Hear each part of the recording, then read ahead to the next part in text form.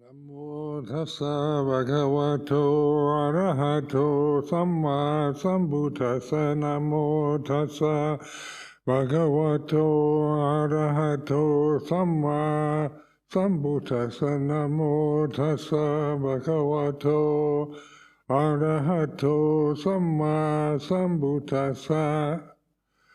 Aparutade sangamatassa tawara. Ye sodavanta bamunjantu satang.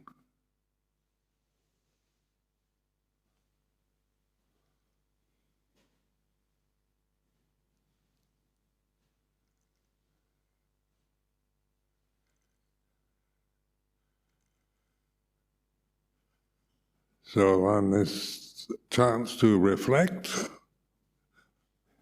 listen to the sound of my voice, how it affects you, what I say, the words I use, just to be the witness to the way it is. So this is I like to give these things rather than teachings, they're more reflections too, because this is the kind of way the Buddha taught, was reflecting on the way it is, not telling you how it should be or wanting his disciples to believe that he knows how it is and they should believe it. But the teachings of the Buddha are always pointing to the experience of being a human being in a vast universe, being born, growing up, getting old, sickness, death. This is the experience that we all are having. So today, when we're leaving the Arogakuti, I thought it's a cold, wet, rainy day, a beautiful, cold, wet, rainy day, because most people say it's cold and wet and gray. So I deliberately challenged, saying it's beautiful, cold, gray, wet, winter day in England is like this. And so this is a way of training yourself, of opening to the way it is rather than just reacting to how it affects you emotionally. So on a personal level, like warm sunny days. Yesterday when Luang Piek visited, it was nice weather and we were very glad that he came to Amaravati on a beautiful sunny day. And then today, he's not coming, so it's rainy and wet.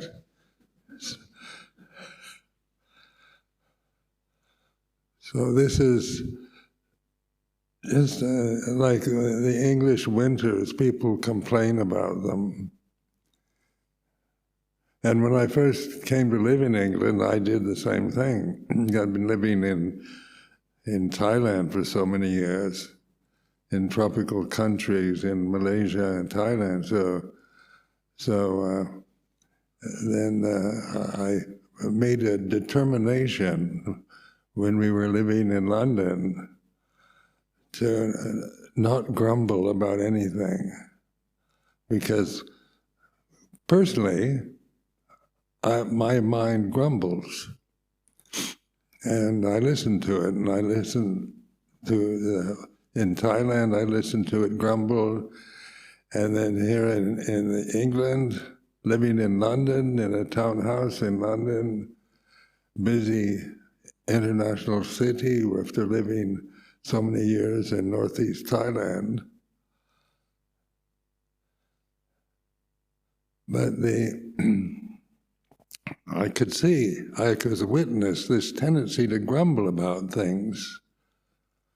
Or being an American in England is, the Americans have a kind of conceit about themselves, about their culture, and the English can be very conceited about theirs.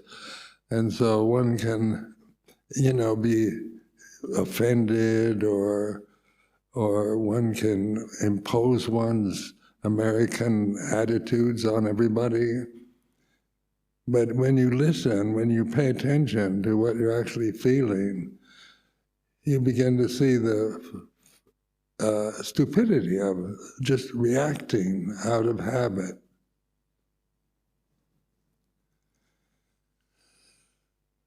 So grumbling was a determination I made in the very beginning of my stay in the UK. And so you can't just willfully stop grumbling.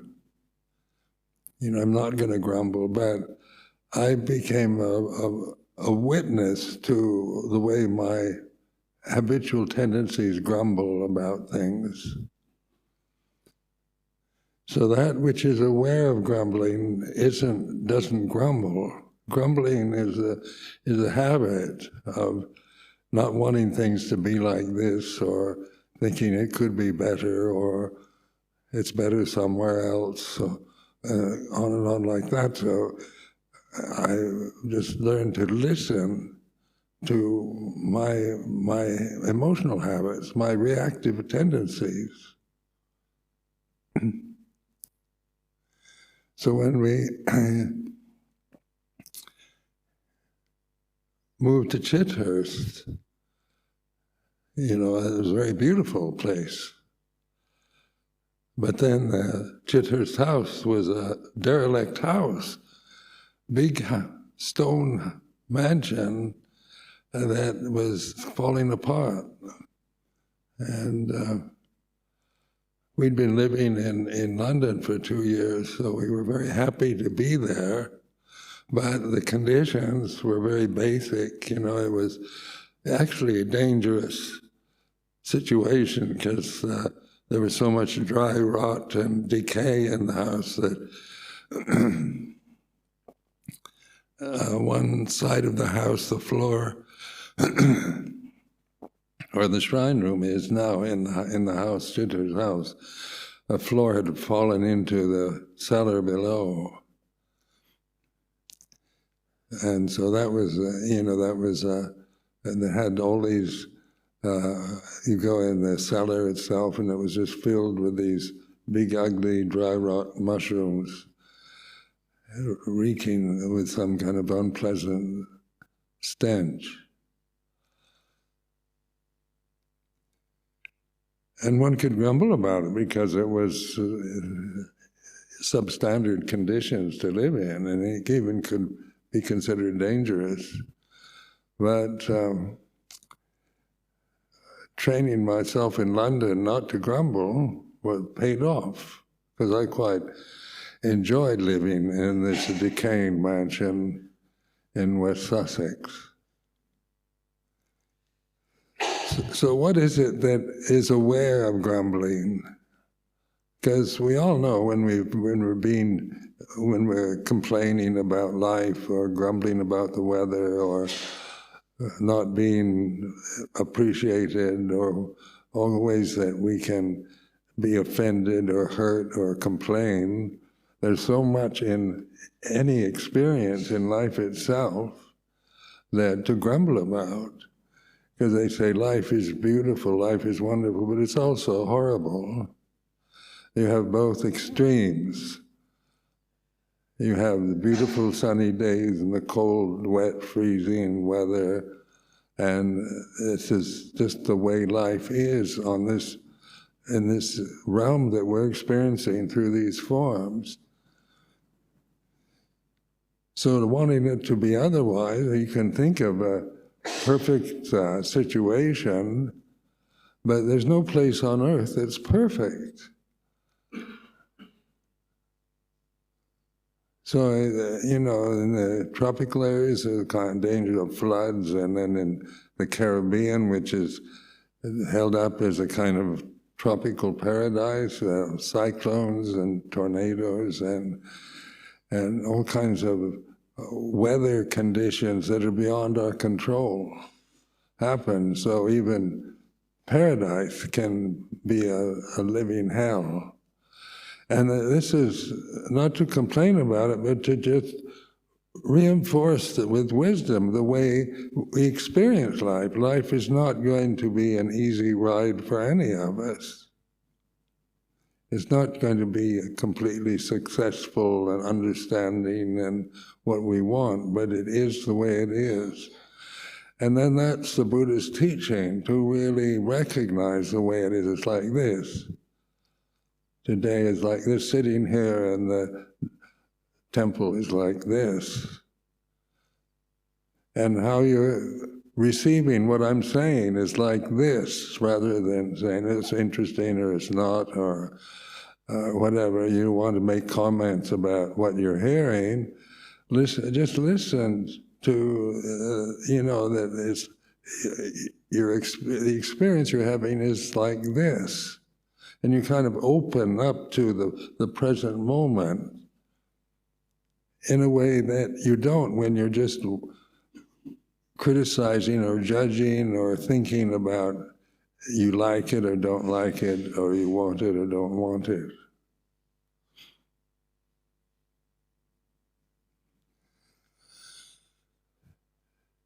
So I like to emphasize the importance of reflecting on the first three fetters.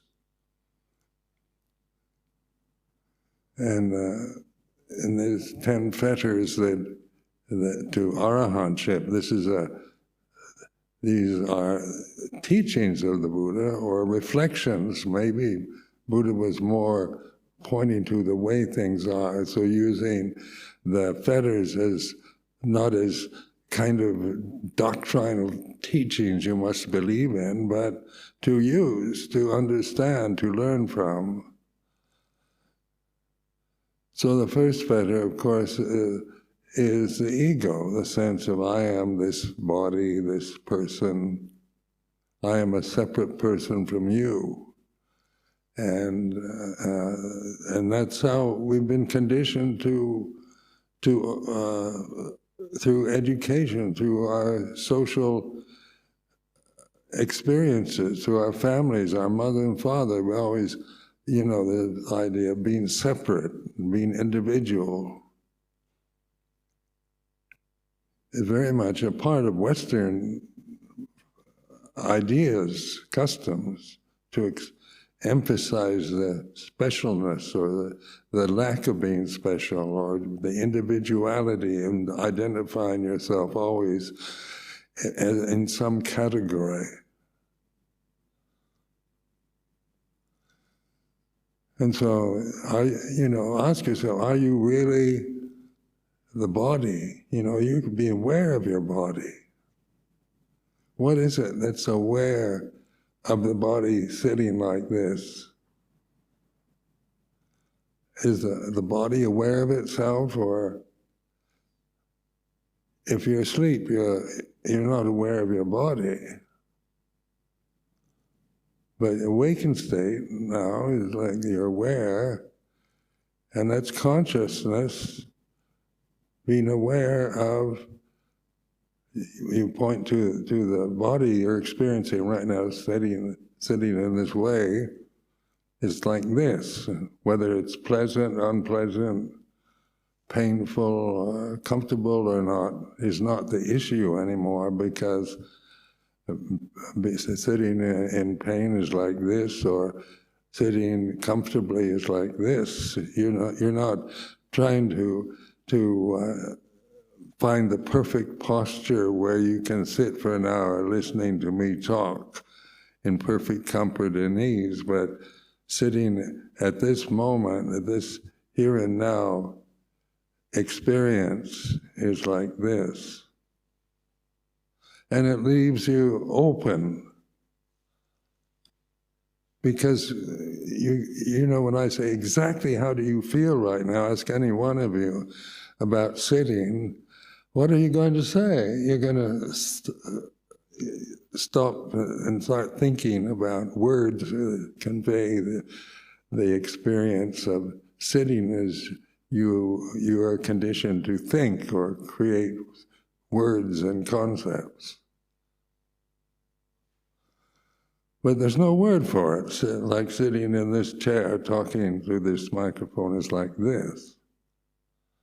And you say, Ajahn Sumedho, what is it like for you sitting in the chair talking to a microphone?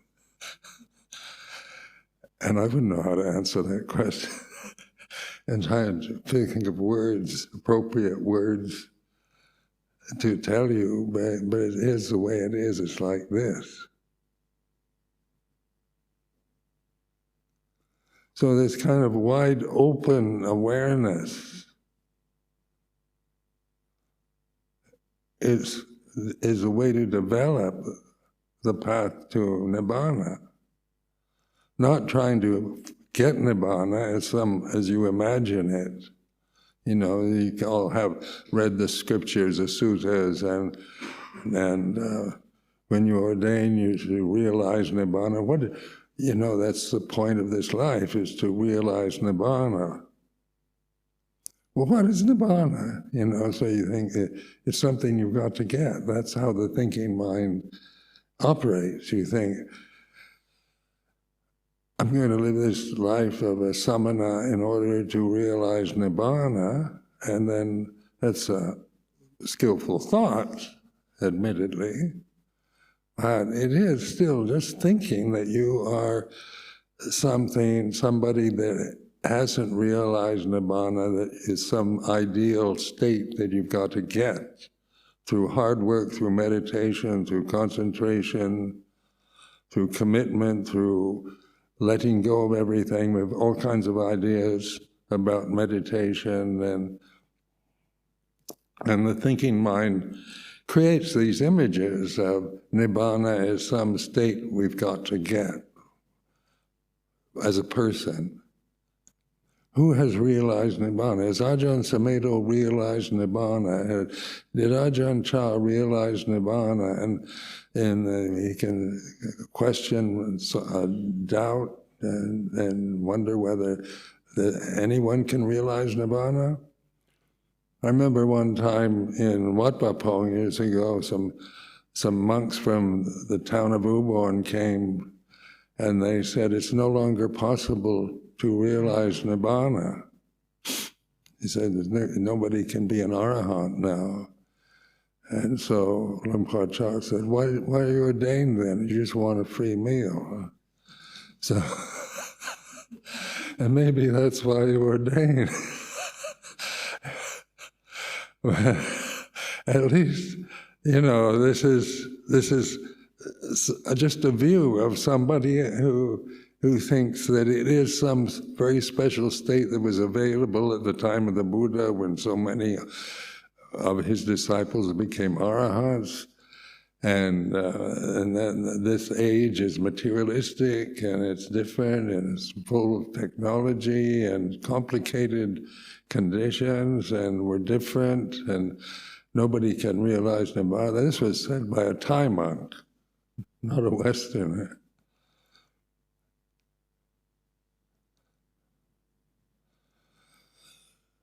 But then Nibbana is a word that, you know, is like one sage defined it as like rice that has been cooked that you put aside to cool. So Nibbana can be seen as a cool state of being. And this wide open awareness, where you suddenly open yourself, wide open, just being aware that's like this. You know, without trying to figure out whether it's pleasant or unpleasant or right or wrong, or even you get caught in doubt. Like this, what do you mean it's like this? And that you can listen to that. Your thinking mind doesn't like to be stopped or blocked in any way, because we're educated human beings to think, and have solutions, have definitions for Nibbana or consciousness or Dhamma. We want, what is the Dhamma? We want to define it. But this wide open awareness, conscious awareness, is here and now. It's not some difficult practice imposed on you that you have to develop. It's learning to trust it, to learn to to use this in your life here at Amaravati, or wherever you live, to take time out just to be the witness to the experience you're having in the present is like this.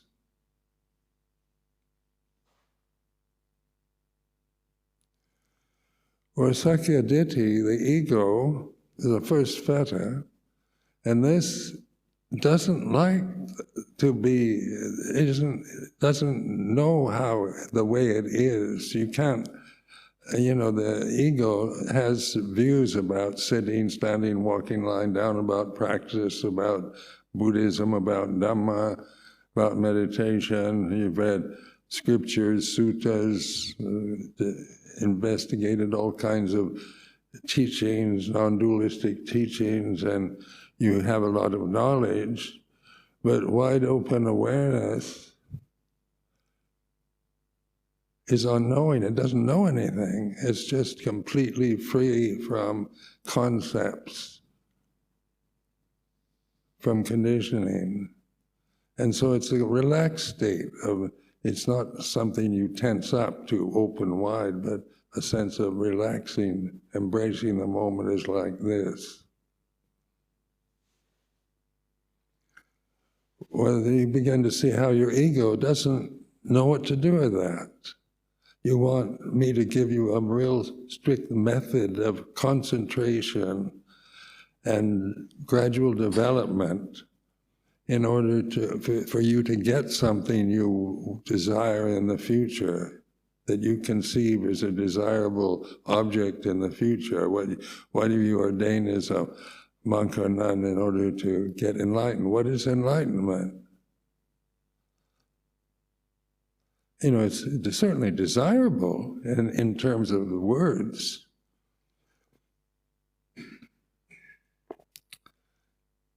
Because none of us as people, as personalities, feel we're enlightened. Not conditioned to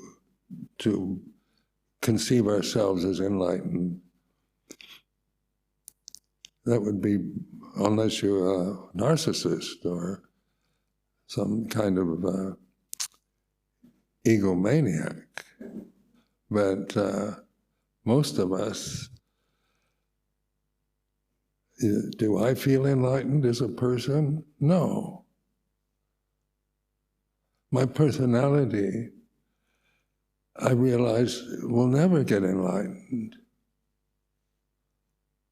because it's conditioned. It's a phenomenon that's conditioned, and it doesn't have any, it's just an empty phenomena. And what is a witness to the personality, to the ego, is apparent here and now, timeless.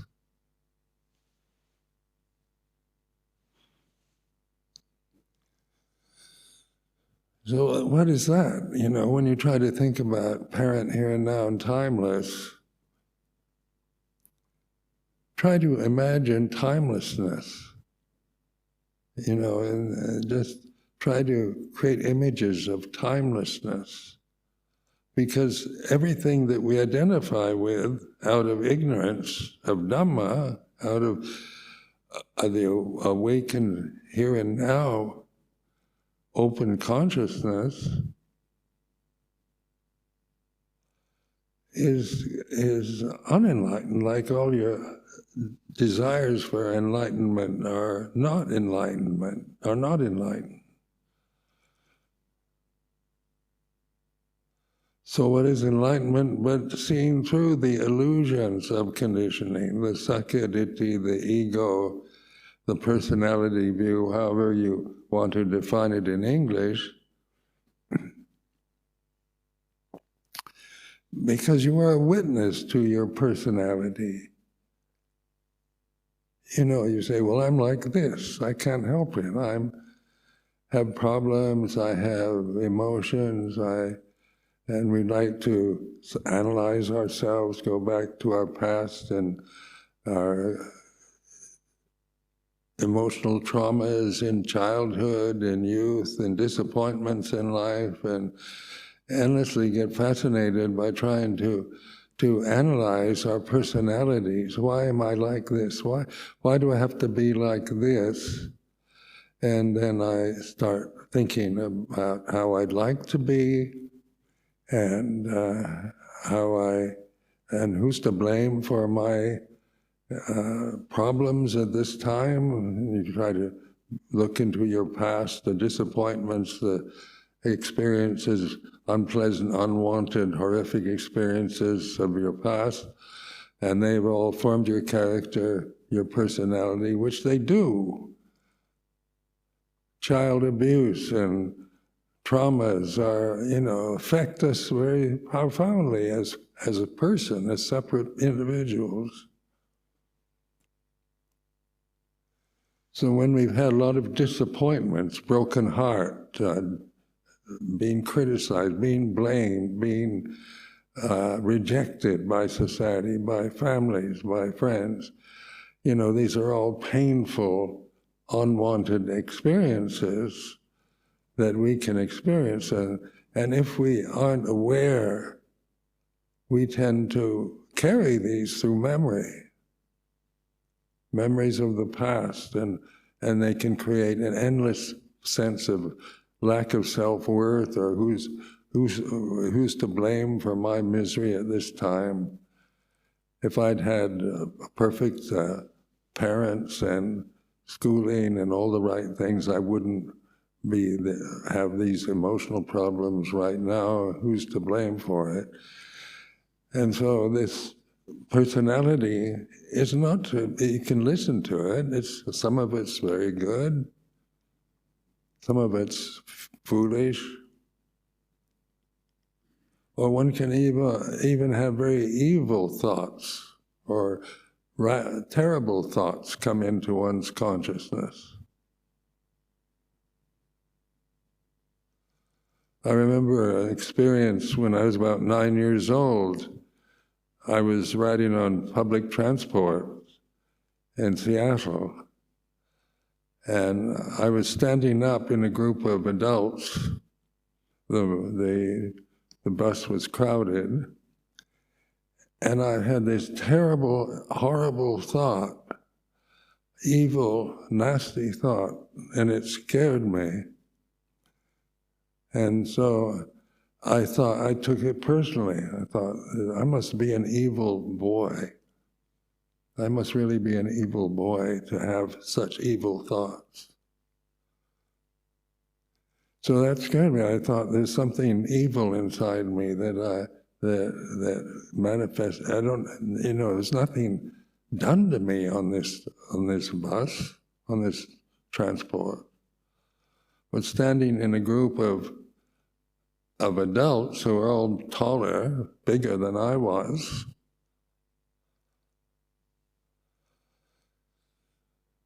or was somebody, one picks up. When you're a child, you're quite innocent, you're not experienced in life, you can pick up the moods and feelings of others around you, atmospheres, and so forth. So when I got older, I kind of analyzed it. I was probably standing in a group of criminals or monsters. There's one way of looking at it, which takes the kind of personal tang out of the memory of it.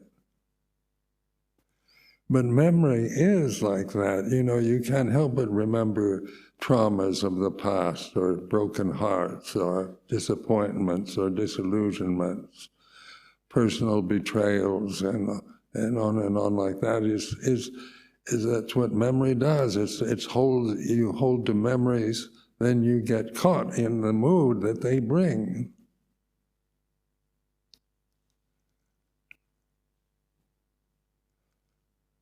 So memory, then, in terms of here and now, is like this. Whatever it's a pleasant memory, unpleasant memory, doesn't matter whether it's pleasant or unpleasant, but it is like this.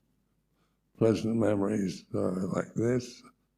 Unpleasant memories are like this. So a cold, rainy, wet winter day, at Amaravati is like this. And you're not suffering from it. You know, there's no suffering in accepting life as it happens. So cold, wet, rainy days are not the cause of my suffering today. Because I can think, well, I prefer a warm, sunny day, but then I start suffering because suddenly I'm no longer with the present. We're not open to the way it is. I'm wanting something that isn't the way it is at this time.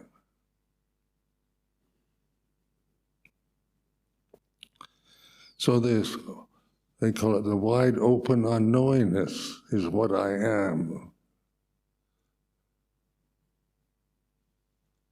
It's not something I know. So you can't know unknowing, wide open unknowingness, but that's what the state of being aware is. It's wide open unknowingness. You're open to experience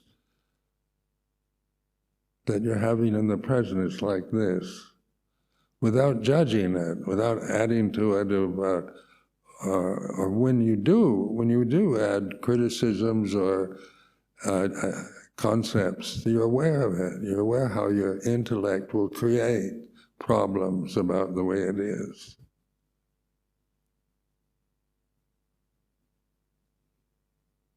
So the ego is not to be trusted. You know, we can take, you know, so much of what we experience in modern society is very egotistical. We hear all these celebrity stars and gurus and preachers and so much, and politicians giving us opinions and views, right on the right or the left. And so this has its effect on us. When you listen to somebody else complaining or disparaging something, when somebody disparages Amaravati, you know, he can feel very angry.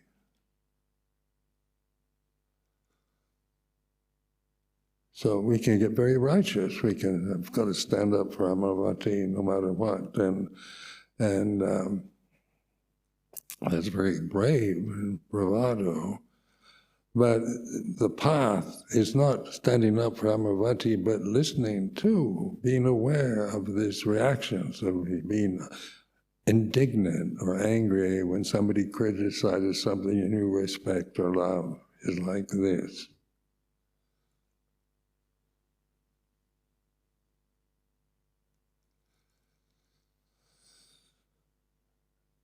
Then the second fetter, Sakya Ditti Paramasa, Silabhata Paramasa, is a conditioning. Like we're conditioned, our personalities are conditioned. They're not real persons. They're not kind of souls, kind of eternal souls, or have any real center or essence of permanency.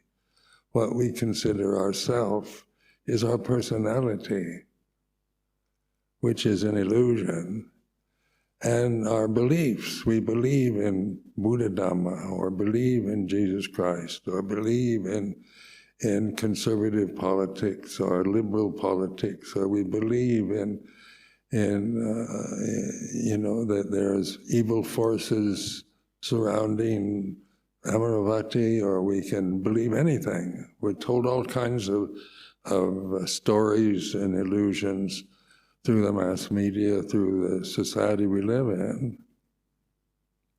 So you know, they affect us emotionally.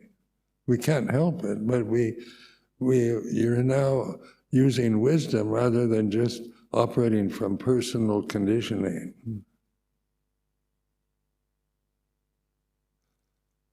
wisdom is universal, it's not personal. And the way to wisdom is by actually opening to experience, because experience is here and now. The past is not an experience. That's a memory. The future, you can't experience the future. You can imagine or plan for it, but you can't experience it here and now. And this is the reality of our human state and these human forms, is that they're here and now, breathing, pulsating conditions that we identify with, our hearts beating, our breath going in and out. We see, hear, smell, taste, touch, we think. And we're caught in the illusion through education, through social, cultural conditioning to believe that this I am a separate person experiencing the here and now. So these pronouns, I and me and mine, they're really insidious. You think of it's my space, that's my kuti, that's my robe, that's my place, that's mine. And somebody tries to move into my space, I get angry. I say, get away from me, get out of my space, because I'm very attached to having my own private space, and I can create myself into a monster just through believing my thoughts or emotional reactions to experience here and now. But in the wide open unknowingness, this gives you perspective on your emotional habits, on your conditioning.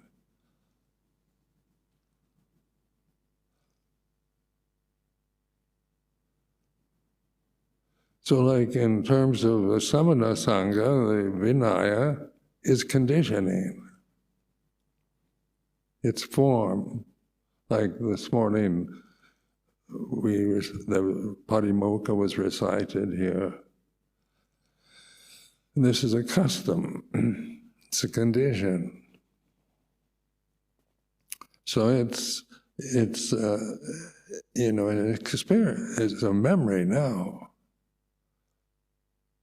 For the bhikkhus, we remember, it was Patimokkha this morning, it was like this. And so then we've got views about Patimokkha. Is it, sitting there for an hour listening to somebody chant in a Pali language that we don't understand? And, we can have certain views, or we think it's the Buddha's teaching, and we can have, I've heard monks say, these rules are outdated, these precepts, we think of them as rules or commandments, and you've got to submit, surrender to these precepts, and on kind of advice like that can be true but not right, right but not true. So the conditioned phenomena is like this. This tradition is like this. Amaravati is like this. I'm not saying it's the best or it's absolutely what the Buddha would want, but it is the way it is. And in this way, the tradition itself, I was thinking this morning while listening to the Patimokkha, that, the Sangha, it holds together this group of different people, different personalities, different nationalities. And, without this Patimokkha, could we live as a Sangha? Because the form is, we agree, is what we agree to when we ordain.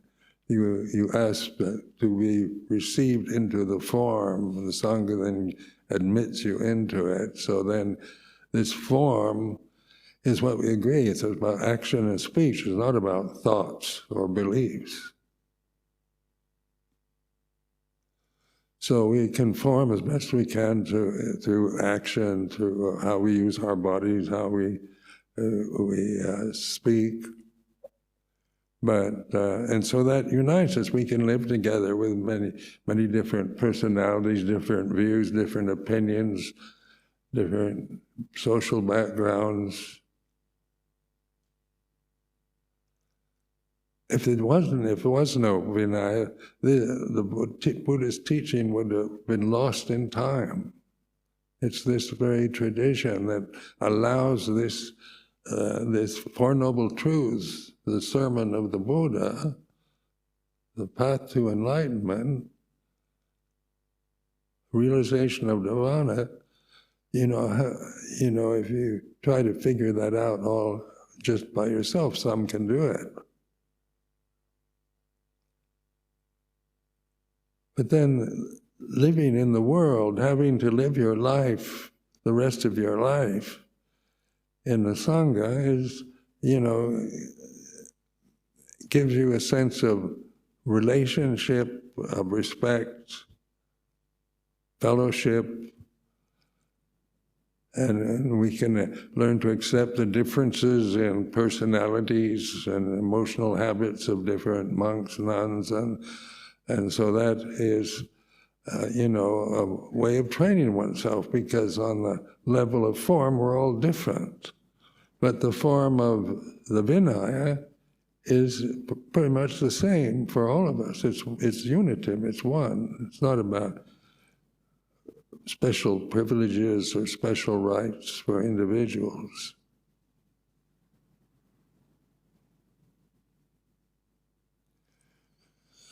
So the conditioning is not to just conform to precepts as laid down by the Buddha, as we believe,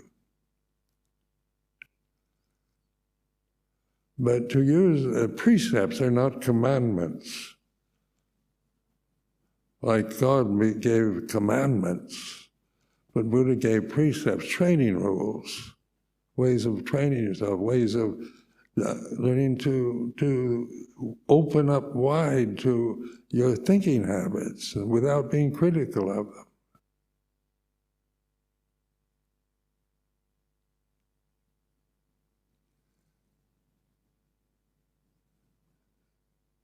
So is ordaining as a samana Silabbata Paramasa? Well, Silabbata Paramasa is more or less the term for social, cultural conditioning, religious conditioning. We can see ourselves as Buddhists or Theravada Buddhists, or then there's Mahayana Buddhists, and then there's Vajrayana Buddhists, Tibetan Buddhists, Zen Buddhists. Which is the best form of Buddhism? And we can waste our lives trying to figure out which is the best. And what is that? Just thinking about trying to figure out which tradition is better. Or that's unnecessary, like with the Thai forest tradition, just to be aware. It's like the Thai forest tradition is like this. It's not perfect, but it's functional, it's practical, and it is a phenomenon in itself. It's conditioning, but learning to, because they're precepts, they're guidelines, rather than fixed positions you take on every issue and every experience in life. Where Dhamma is wide open. It has no structure. There's no language. But it's here and now. And when I reflect like this, I hear this silence behind the sound of my voice.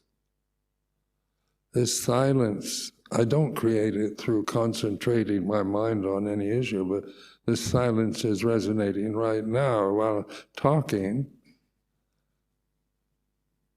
because it's uncreated. It's not conditioned, it's not second, it is not ego, it's not silabhata paramasa, it's not, there's no thought in it, it's empty. It's where thought arises and ceases,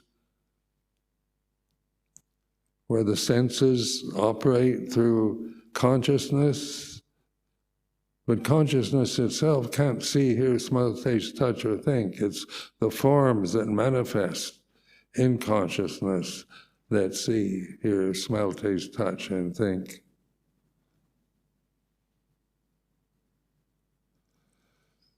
So these are what we're doing, we're sitting here, we're manifestations in consciousness. Consciousness isn't in my brain, or my eyes are sense objects that can easily deteriorate, or hearing, smelling, tasting, touching, brain damage, all that. The senses are very delicate conditions that can easily be damaged. But no matter how damaged they are, there's still consciousness, which never is damaged.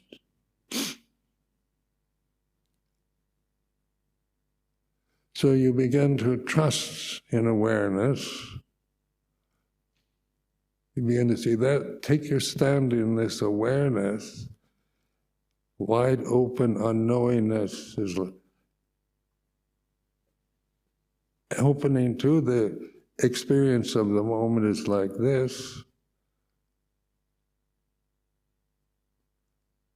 And in this way you begin to understand what nibbana, what enlightenment really mean.